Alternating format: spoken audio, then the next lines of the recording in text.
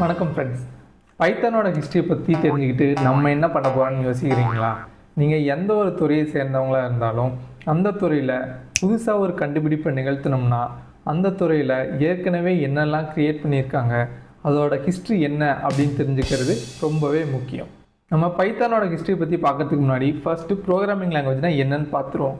இப்போது நான் உங்கள் கூட தமிழில் பேசிகிட்ருக்கேன். நான் இப்போ இந்த கம்ப்யூட்டர் கூட கம்யூனிகேட் பண்ணணும் அப்படின்னா எனக்கு ஏதாவது ஒரு ப்ரோக்ராமிங் லாங்குவேஜ் தெரிஞ்சிருக்கணும்.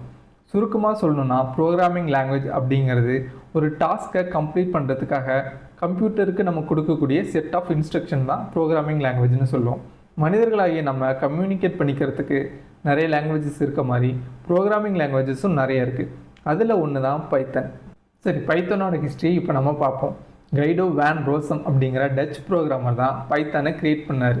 அவர் தன்னோட நாடான நெதர்லாண்ட்ஸில் இருக்கக்கூடிய CWI அப்படிங்கிற ரிசர்ச் இன்ஸ்டியூட்டில் தான் ஒர்க் பண்ணுறாரு. ஆரம்பத்தில் ABC அப்படிங்கிற ப்ரோக்ராமிங் லாங்குவேஜ் பற்றின ஒரு ப்ராஜெக்டில் தான் வேலை செய்கிறாரு. தனக்கு இருக்கக்கூடிய லாங்குவேஜ் டிசைன் பற்றின ஒப்பீனியன்ஸ் எல்லாமே இந்த ப்ராஜெக்டில் ஒர்க் பண்ணும்போது தான் ஆரிஜினேட் ஆச்சுன்னு அவர் பிற்காலத்தில் ஒரு பேட்டியில் சொல்லியிருக்காரு. ஆனால் இந்த ப்ராஜெக்ட் சக்ஸஸாக முடியல. அதுக்கப்புறம் அமீபா அப்படிங்கிற டிஸ்ட்ரிபியூஷன் சிஸ்டம் சம்மந்தப்பட்ட இன்னொரு ப்ராஜெக்டில் வேலை செய்கிறாரு. ஷெல் ஸ்கிரிப்ட் அப்புறம் C லாங்குவேஜ் இது ரெண்டையும் யூஸ் பண்ணி தான் அந்த ப்ராஜெக்ட்டுக்கு தேவையான எல்லா அப்ளிகேஷனுக்கும் கோட் எழுதுகிறாங்க. இந்த ரெண்டுலேயுமே இருக்கக்கூடிய டவுன் சைட்ஸை வேன் ரோசம் உணர்றாரு. Shell script, C programming language இந்த ரெண்டுத்துக்கும் நடுவில் ஒரு ப்ரோக்ராமிங் லாங்குவேஜ் இருந்தால் நல்லா இருக்கும்னு சொல்லி அவர் நினைக்கிறாரு. அந்த ப்ரோக்ராமிங் லாங்குவேஜ் எப்படி இருக்கணும் அப்படின்னு சொல்லி அவர் ஆசைப்படுறாருன்னா C ப்ரோக்ராமிங் லாங்குவேஜ் மாதிரியே அது ஒரு ஜென்யூனான ப்ரோக்ராமிங் லாங்குவேஜாக இருக்கணும். அதே சமயம் ஷெல் ஸ்கிரிப்டில் வர மாதிரி சுருக்கமாக அந்த லாங்குவேஜ் தன்னை எக்ஸ்ப்ரெஸ் பண்ணிக்கணும். ஆனால் ஷெல் ஸ்கிரிப்ட் பார்த்திங்கன்னா ரொம்ப மோசமான ரீடபிலிட்டி தன்மை கொண்டது. ஸோ அவர் அந்த மாதிரி ரீடபிலிட்டி தன்மையும் மோசமாக இல்லாமல் நல்லா இருக்கணும் அப்படின்னு சொல்லி எதிர்பார்க்குறாரு. அவர் எதிர்பார்க்குற மாதிரியெல்லாம் ஒரு ப்ரோக்ராமிங் லாங்குவேஜ் இருக்கணும்னா அதுக்கு அவரே தான் அந்த ப்ரோக்ராமிங் லாங்குவேஜை க்ரியேட் பண்ணணும். ஸோ அவரும் அதே மாதிரி தனக்கான ப்ரோக்ராமிங் லாங்குவேஜை க்ரியேட் பண்ணிக்கிறாரு. 1989 கிறிஸ்மஸ் ஹாலிடேஸில் ஹாபியாக இந்த ப்ராஜெக்டை அவர் ஆரம்பிக்கிறாரு. பைத்தனை பற்றி சொல்லும்போது கிறிஸ்மஸ் ஹாலிடே ஹாபி ப்ராஜெக்ட்னு நிறைய பேர் ஹியூமராக சொல்கிறதும் உண்டு. 3 மாதத்தில் தனக்கான இன்டர்பிரிட்டரை அவர் உருவாக்கிட்டார். இதை தான் வேலை செய்கிற இடமான CWIயில் இருக்கவங்ககிட்டையும் சொல்கிறாரு. அவங்களும் அதை அக்செப்ட் பண்ணிக்கிறாங்க. அப்புறம் 1991 பைத்தனோட ஃபர்ஸ்ட் வெர்ஷனான 0.9.0 ரிலீஸ் ஆகுது. Exceptional handling, functions, fundamental data டைப்ஸான லிஸ்ட், டிக்ஷனரிஸ், ஸ்ட்ரிங்ஸ் இது எல்லாமே அதோட கீ ஃபீச்சராக இருக்குது. பைத்தனோட ஒவ்வொரு வெர்ஷன்லேயும் வரக்கூடிய கீ ஃபீச்சர்ஸை நான் இப்போ சொல்லும்போது அதை பற்றி உங்களுக்கு தெரியலனா ஒரு பிரச்சனையும் இல்லை. ஏன்னா அப்கமிங் வீடியோஸில் அதை பற்றிலாம் நம்ம தெளிவாக பார்ப்போம். 1991 பைத்தான் ஃபர்ஸ்ட் ரிலீஸ் ஆன போது ஓப்பன் சோர்ஸாக தான் வேன் ரோசம் ரிலீஸ் பண்ணுறாரு. ஓப்பன் சோர்ஸ் அப்படிங்கிற டேர்ம் அப்போது காயின் பண்ணப்படலை. அவர் ஃப்ரீயாக தான் அதை ரிலீஸ் பண்ணுறாரு. அதுக்கப்புறம் 1994 பைத்தான் 1.0 அஃபிஷியலாக ரிலீஸ் ஆகுது. இன்டராக்டிவ் ஷெல், லாம்டா ஃபங்க்ஷன்ஸ், அப்புறம் கோடு ரீயூசபிலிட்டிக்கான மாடியூல்ஸ் இதெல்லாமே அதோட கீ ஃபீச்சர்ஸாக இருக்குது. பைத்தான் ஒரு ஓப்பன் சோர்ஸாக இருக்கிறதுனால அதில் கான்ட்ரிபியூட் பண்ண நிறைய பேர் வராங்க.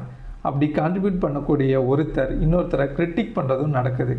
ஆனால் அல்டிமேட் டிசிஷன்ஸ் இதில் வேன் ரோசம் தான் எடுக்கிறாரு. அதனாலேயே அவருக்கு பெனோவலன்ட் டிக்டேட்டர் ஃபார் லைஃப் அப்படிங்கிற பேரும் கிடைக்கிது. அதாவது இரக்கமுள்ள சர்வதிகாரி. பைத்தானில் யார் வேணால் கான்ட்ரிபியூஷன் பண்ணலாம் அப்படிங்கிற அளவுக்கு இரக்கம் கொண்டவராக இருந்தாலும் எந்த கான்ட்ரிபியூஷன்ஸ்லாம் நான் ஏற்றுப்பேன் அப்படிங்கிறதுல ஸ்ட்ரிக்டான ஒரு டிக்டேட்டராகவே இருக்கார். அதனால தான் பைத்தான் ராஜ்யத்தில் பெனோவலன்ட் டிக்டேட்டர் ஃபார் லைஃப்னு கைடோ வேன் ரோசம் அழைக்கப்பட்டார். அப்புறமா 2000 பைத்தான் 2.0 ரிலீஸ் ஆகுது. List comprehension, garbage collection, Unicode சப்போர்ட்னு பல விதமான அப்டேட்ஸோட பைத்தான் நெக்ஸ்ட் லெவலுக்கு அப்கிரேட் ஆகுது. பைத்தான் 2.0 ரிலீஸ் ஆகிறதுக்கு முன்னாடி டிம் பீட்டர் அப்படிங்கிறவர் ஜென் ஆஃப் பைத்தான் அப்படின்னு ஒரு 20 பிரின்சிபல்ஸை முன்வைக்கிறாரு. அதில் ஒரு சில பிரின்சிபல்ஸ் என்னென்னு பார்த்தீங்கன்னா simple is better than complex, readability counts, அப்புறம் மோஸ்ட் ஃபேமஸான there should be one and preferably only one obvious way to do it இதெல்லாமே அதில் இருக்கக்கூடிய பிரின்சிபலில் ஒன்று. இந்த பிரின்சிபல்ஸை நீங்கள் பார்க்கணும் அப்படின்னா எந்த ஒரு பைத்தான் இன்டர்பிரிட்டர்லேயும் இம்போர்ட் திஸ் அப்படிங்கிற ஸ்டேட்மெண்ட்டை எழுதி எக்ஸிக்யூட் பண்ணிங்கன்னா இந்த ஜென் ஆஃப் பைத்தான்ஸ் அப்படிங்கிற தலைப்பில் இந்த 20 பிரின்சிபல்ஸும் வரும். ஆனால் ஆக்சுவலாக அதில் பார்த்தீங்கன்னா 19 தான் இருக்கும், 20 இருக்காது. ஏன்னா 20வது பிரின்சிபலை இதை க்ரியேட் பண்ண வேன் ரோசம் எழுதுறதுக்காக அவர் 19 மட்டும் எழுதி 20வது ஒரு பிரின்சிபலை அவரை எழுத சொன்னார். ஆனால் இன்டென்ஷனலாக வேன் ரோசம் அதை இப்போ வரைக்கும் எழுதாமல் விட்டுட்டார். அதை பைத்தன் கம்யூனிட்டியில் இருக்க நம்மளுடைய கற்பனைக்கு அவர் விட்டுட்டாருன்னு நம்ம சொல்லலாம். அப்புறம் 2008 பைத்தன் 3.0 ரிலீஸ் ஆகிருக்கு. இம்ப்ரூவ் பண்ணப்பட்ட மாடியூல்ஸ், கிளியரான சின்டாக்ஸ், மாடர்னைசேஷனான பிரிண்ட் ஃபங்க்ஷன், இதெல்லாமே அதில் இருக்கக்கூடிய கீ ஃபீச்சர்ஸ். இப்போ நம்ம யூஸ் பண்ணக்கூடிய பைத்தன் 3 வெர்ஷன் தான். பைத்தன் 3ல் இப்போ லேட்டஸ்ட்டாக வந்திருக்கக்கூடிய அப்டேட் பைத்தன் 3.13. இந்த கோர்ஸ் ஃபுல்லாக அந்த வெர்ஷனை தான் யூஸ் பண்ண போகிறோம்.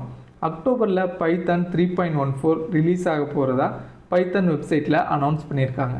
பைத்தன் ஒரு ஸ்லோவான லாங்குவேஜ்னு சொல்லி கிரிட்டிசைஸ் பண்ணாங்க. அதோட சிம்பிளிசிட்டி அப்புறம் ரீடபிலிட்டினாலேயே அது ரிலீஸ் ஆகி 30 வருஷம் கழிச்சும் இன்னமும் வித்ஸ்டாண்ட் பண்ணிட்டு இருக்கிறது மட்டும் இல்லாமல் one of the most used லாங்குவேஜஸாகவும் இன்றைக்கி இருக்குது. இது வரைக்கும் பைத்தனோட பிடிஎஃப்லாம் இருந்த, அதாவது பெனோலன் டிக்டேட்டர் ஃபார் லைஃபாக இருந்த வேன் ரோசம் 2018 அந்த போஸ்ட்டை ரிசைன் பண்ணிட்டார். அதுக்கப்புறம் பைத்தனை கவர்னன்ஸ் பண்ணுறதுக்காக பைத்தனோட டெவலப்பர்ஸ்லாம் சேர்ந்து 5 நபர்களை கொண்ட ஸ்டீரிங் கவுன்சில் அப்படிங்கிற ஒரு கவுன்சிலை எலெக்ட் பண்ணியிருக்காங்க. அதுதான் இப்போ பைத்தனோட ஃபியூச்சரை பற்றின எல்லா டிசிஷனும் எடுத்துகிட்டு இருக்காங்க. It's fun time.